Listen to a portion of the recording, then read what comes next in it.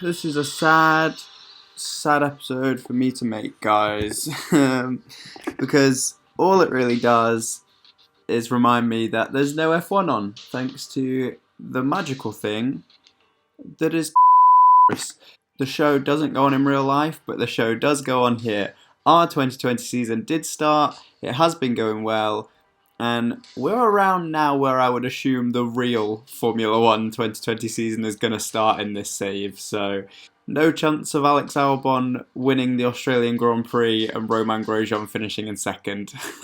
Anyway, cracking straight in. At the end of the last episode, I said I was going to go away and build some parts, and I kinda lied, so we're not actually bringing any upgrades we've built ourselves to Canada, but what we have done to start with is go through and sign some new sponsors. So first one we signed is FWK, who are paying us about $1 million for 3 races, and the second one is Maxwell's Beer, who are paying us around the same thing. Neither of them are really that good sponsors, but I wanted to pick short-term ones because obviously Carlos Sainz absolutely bombed an interview in the last episode. So hopefully in 3 races time that'll all be forgotten. His sponsor appeal will start to go back right where it should be. We could start bringing back that juicy cash. Next I went through and I replaced 2 of our engineers. I noticed that the race day performance just really wasn't up to scratch. And considering we're not building too many parts right now, really that is the crucial stat. So yeah, like this guy, I think this was one of the ones we signed, and I think we pretty much based Oinam Sabith on her race day performance as well here, because obviously her actual performance is terrible. But yeah, that was quite a crucial part. Next up, we went in and did some work on the headquarters. So we are building our HQ tour centre, which gives us an extra 200,000 per race, which again, essential, really necessary. Basically, this means that in 10 races time, this will actually start earning us money. At the moment, for that 10 races, it will just be paying off what it's cost to build it. But after that, it will start to put money back into the bank account. So basically around this time next season, we're going to start profiting from this. It's going to make our money each race a lot easier. And finally, as of recording this, despite having absolutely no racing whatsoever, we have had testing and we have had the final livery release. So we now have the Alfa Romeo all-in team, which I actually think I forgot to update before the last video, but now we have it. And we have the Renault team, which actually I didn't have to change whatsoever. So pretty strong prediction, I think, from myself. I'm quite proud of the fact that I pretty much nailed it, although it's almost no different from last season's car whatsoever, so not really difficult. But yeah, got those 2 sorted. Now we have every car on the grid as they should look. And the final thing, final thing, is we have a new thumbnail, which you'll have seen if you clicked on this video. Even though the cars haven't actually been out on track racing, we do have pictures now from pre-season testing. So I managed to get a picture of the ALPHATAURI out on track, and that is now on the thumbnail. Finally, I can crack on. Welcome to episode 5 of our ALPHATAURI F1 2020 Manager Career on Motorsport Manager 3. What a mouthful. Right before we Right before we crack on with this race, there we go, finally spitting my words out, we are going to go and do a little bit of criminal activity. So we're going to go and build parts, we're going to go and buy parts, we're going to go to the part marketplace, and I think we're gonna do a little bit of 2007 Spygate inspired stuff here and steal this rear wing. This is basically because I wanted to put a crucial part on the car, and we're going to give it to Sainz, obviously. Rear wings are crucial No, no, no, no. Oh, we stole it from Red Bull. That doesn't even count. That's not theft. We're literally working together. I like the fact they put hashtag Partgate. Yeah, basically the rear wing, I can't speak today, is a crucial part in Canada, so that should help us a little bit. It's also got more reliability, and also that huge bump up in performance is a lot stronger than what we could actually build. So that basically gives us a better base to build from in future. So rather than having to go through revisions ourselves, we steal that part from Red Bull. Steal. And then basically when we build in future, we have a better base to build off of. We can build stronger parts from the get-go rather than, you know, going through all the revisions. Anyway, I love the fact we've stolen it from Red Bull. That's incredible. But yeah, as you can see, straight away that ups the reliability, even only slightly, but you know, it's enough to kind of benefit. It's still not a great part, but every little helps, you know. On to Vancouver for the Canadian Grand Prix. Once again, you know the drill. Golden Tiger Bank trying to get us that £300,000 in sponsorship money. Let's do it. Canada, boys. Canada. Mercedes must be the ones to beat this weekend, surely. Probably. Let's crack on with qualifying. With these early laps, you kind of don't want to risk it too much. You just want to bank up that kind of, whatever it is, percentage predicted quality. Although this has been quite a good run with Science Junior here. But yeah, you just kind of want to bank up as much as possible because you're going to have time at the end of the session to kind of fill that in. So they come to the end of their first runs. Gasly is ahead of Sainz, which, you know, on the face of it wouldn't be ideal considering still Sainz has all the best parts, but Gasly's mechanic is putting in a shift and a half here. Like, oh my god, so close to 100 already. Poor Dumfries. He has been an absolute legend so far, honestly. You know, he is the benchmark in this team of where our mechanics need to be at. Sainz mechanic is kind of pulling it back a little bit here. Maybe if we get 2, that'll do. So that's what I mean. The banker's the first time out without taking a risk. We're definitely going to get to 100% because they'll get another run. So they'll both be on 100%. They both have the same amount shaved off their lap time now. So hopefully after this run, Sainz should be ahead of Gasly. I am, fingers crossed, praying at this point. Gasly doesn't improve. Sainz improves. Thank God. It's literally only just over a tenth though. Okay, one final run I think they're going to get. We really don't need to risk this. I'm looking at that 21 and I'm so tempted. But all he needs is like 1% to get to 100. So Gasly's going to go out again. Sainz is going to go out again. And he's going to get to 100%. So yeah, they should get another lap. Whether that kind of 1/4 of a second potential setup bonus is going to help, I don't know. If it does, we're kind of encroaching on the top 10. Everyone above us has finished their laps, so Sainz is up to 11th. See what I mean? Encroaching on the top 10.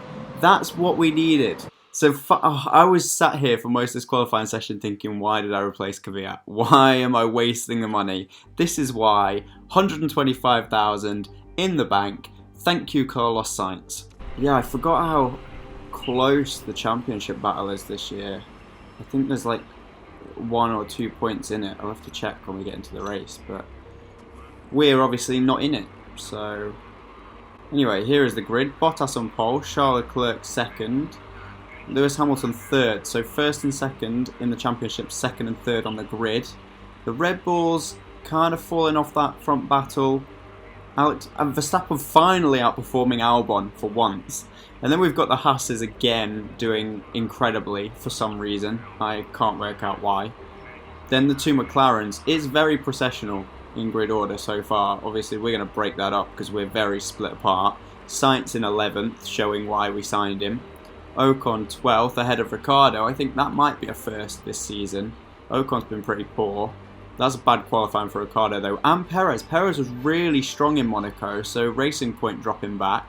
Stroll 15th, Gasly 16th. And then the Alfa Romeos and the Williams at the back, although George Russell is not 19th. So George Russell has out-qualified Giovinazzi. So is that a big sign of improvement from Williams to get off the back of the grid? What tyre strategy are we going to play here? I think we're just going to build up that mechanic relationship, because I don't think we're going to even look at the super soft tyres if we can avoid it, because they're going to be so slow around a track like this. So all pit stop times 1 second quicker for Gasly. Let's start him on the ultra softs and try and make. We'll try and do a one stop, maybe 2 ultra soft stints, maybe ultra soft and hyper soft. We're gonna start Carlos Sainz on the hyper soft. We're gonna risk it, and then maybe have to do a longer stint on the ultra softs. And I'm just gonna hope these hyper softs last a while. I don't know though. We are so poor on race pace. Qualifying, we can pull it out the bag. That's what I've established so far.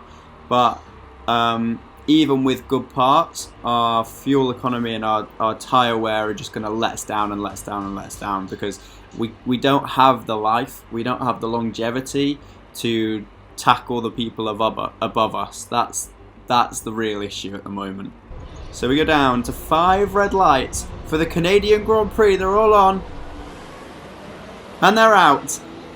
The Ferraris and the Mercedes at the front having a scrap. Hamilton's past Leclerc. That's important for the championship. Kvyat is up to 6th in the McLaren. What? So, I don't know. Maybe he just torpedoed into the first corner and didn't hit anyone? I don't know. That's a bit mental. Magnussen is in 3rd. My camera just ran out of storage, so I had to stop recording, so it's kind of thrown me out a little bit, so I'm trying to get back into it. Just a point here, what is going on in this race? Like, we're 2 laps in. Also, I've just noticed it's going to rain in 14 minutes. That was really not a good time for my camera to die, although equally it kind of was, because I was way too caught up in it to actually notice what was going on. Bottas has dropped back from pole to 5th. Leclerc is now leading from Hamilton. Magnussen's 4th. Kvyat's in 8th. Ricciardo's up to 9th, and Ocon's down in 15th. So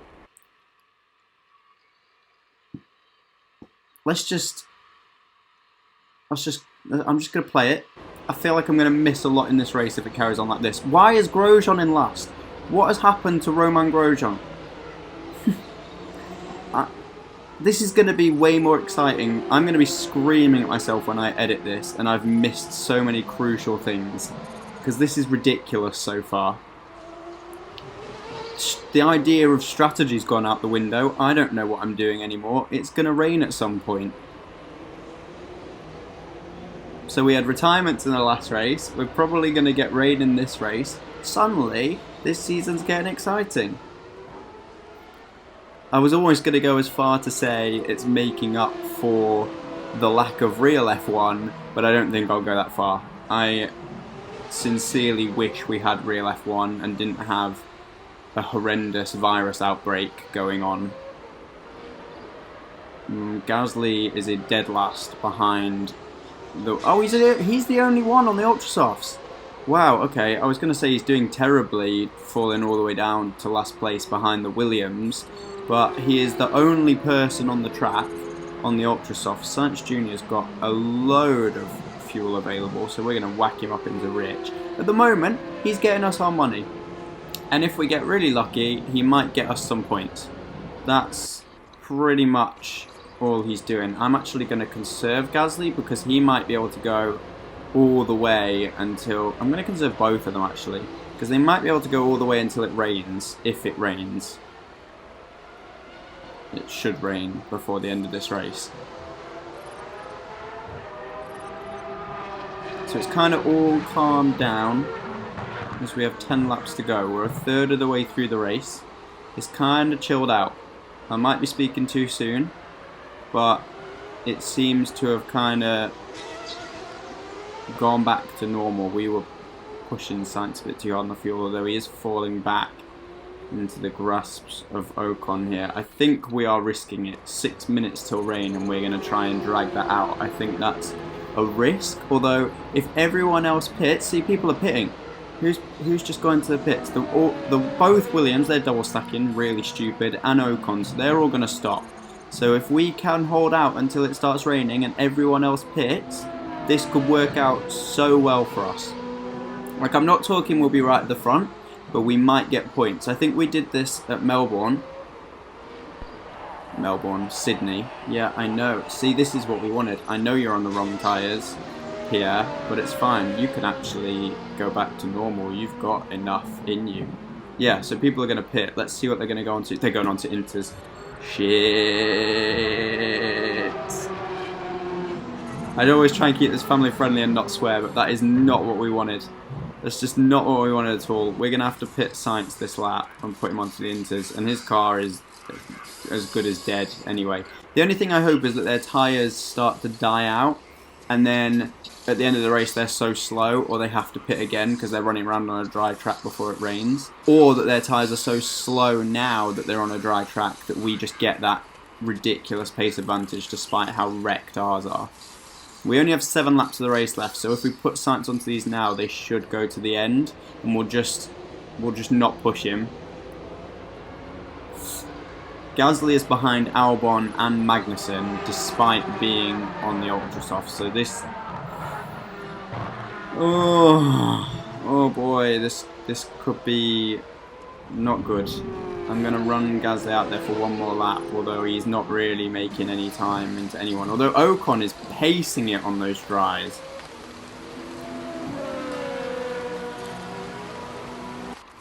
Oh, we were still. No, I don't want to put him on attack. What am I doing? Normal. Sainz in 14th, and he's got much fresher tyres. Yeah, their tyres died in the dry, down to 60% some of those Inters. So they might not make it to the end. In which case, we will once again be in a very good position as Sainz comes through to reclaim his position that he was in. In fact, he's gained a place. So again, very, very good for us. He's got so much fuel, and I can't put him in attack because I don't want to break his car again. Even though we did up the reliability slightly, it really wasn't enough. And through all of this, Kvyat's up in 6th, Magnussen's dropped back, Bottas has fallen so far, which I would assume maybe because the Mercedes double stacked, but I'd have to watch that back in editing and check that.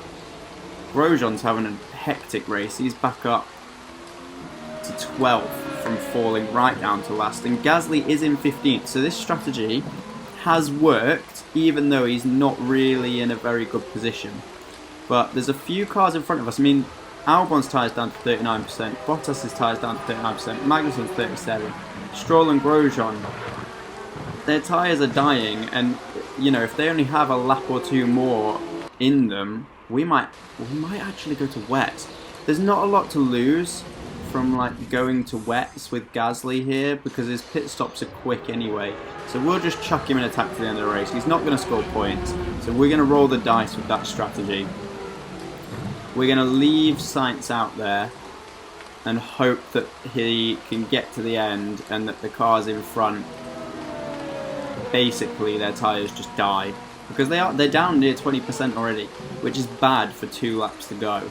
So we could be on an outside shot at points here. I really want Gasly to pace this now for 2 laps on those wets. I want him to floor it like he's never floored it before. Once again, the Williams are so far back, they're almost irrelevant. Gasly's already got a place. I want to watch Gasly. I don't know who to watch. Sainz is like closing in on probably our best finish yet. Because everyone in front of him, their tyres are dead. Oh, Albon's retired. Albon's retired. So this is a massive championship point. Alex Albon's out. So last race we had the championship leader retiring for first place. This time we've got Alex Albon retiring and he's in the championship fight. Sainz's his car is all but dead. Gasly's car is dying, but we're going to try and keep him out there. Honestly, I'm just going to push Sainz because realistically, if his car dies, his car dies. I'm going to put Gasly back to normal because I don't want his car to die, because this strategy has worked out so impeccably well for us.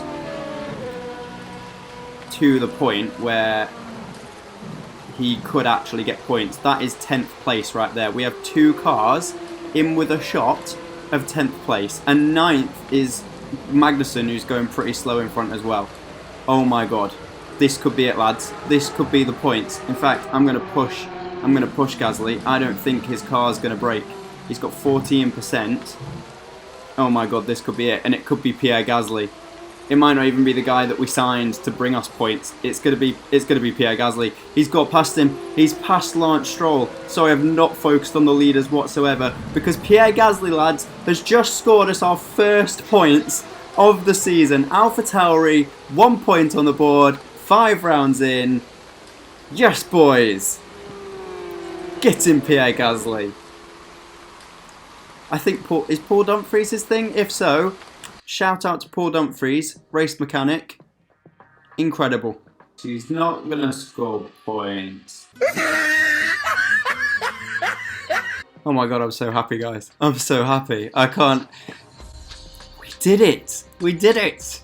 Okay. Let's have a look at the standings, because I completely just missed focusing on what happened at the front. So, the first ridiculous thing already is Daniel Kvyat in 5th. What has happened there? I'm happy though, because I want him to do well even though we got rid of him, and I want McLaren to do well.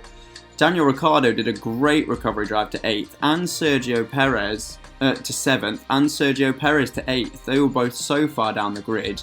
The Haas's have done their usual, great in qualifying and fallen off in the race. Esteban Ocon once again not doing very well. And Alex Albon retiring, so it kind of fell back to normal at the back, I think. But yeah, this at the top is definitely going to shake up what's going on at the front of the championship. And we finally asserted our dominance over Alfa Romeo and Williams. We got a point, boys, and neither of them have a point. Pierre Gasly, get in. Celebrate that like it's a podium. Let's look at the championship. So, drivers, Charles Leclerc takes his 3rd race win of the season out of 5 races, which is ridiculous. But if you want to know how consistent Hamilton's been, there's only 7 points between them. So the gap from 1st to 2nd place in a race is the gap from 1st to 2nd in the championship. So if Hamilton wins the next race and Leclerc comes 2nd, they're level on points again, which is good. I mean, Albon now... He's tied 3rd with Valtteri Bottas and Max Verstappen. I didn't even notice that. All 3 on 59 and Sebastian Vettel on 56. So really we've got a top 2 fight in the championship between Leclerc and Hamilton. And then it's kind of like everyone else at the top 6 going for 3rd. I thought Max Verstappen would be more up there. He has had a really poor start to the season, but maybe this is his turning around point, like it might be for us.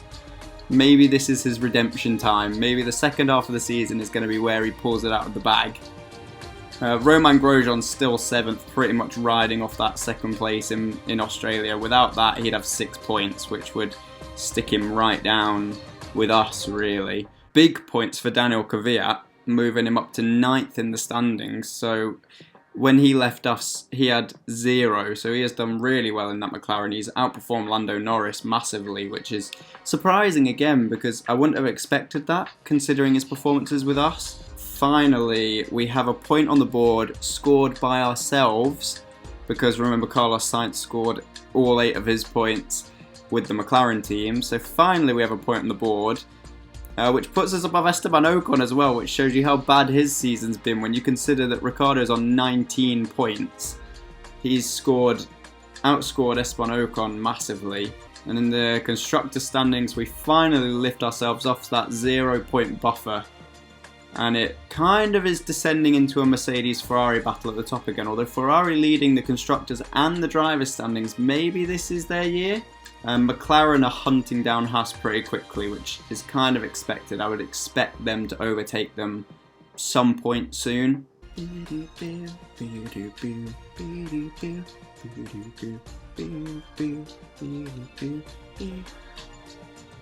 as normal, we have some upgrades coming.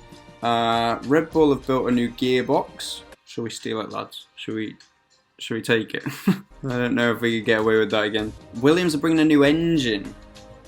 So they managed to lift themselves off the back of the grid last race. Maybe next race, 17th?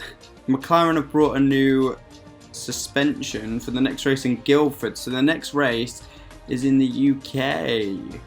My home race, and McLaren's home race, and Williams' home race, and Red Bull's home race. Technically, kind of, not really, but on the game, yeah, because there's no Austrian Grand Prix. So the team's based in England, I think, if I remember right.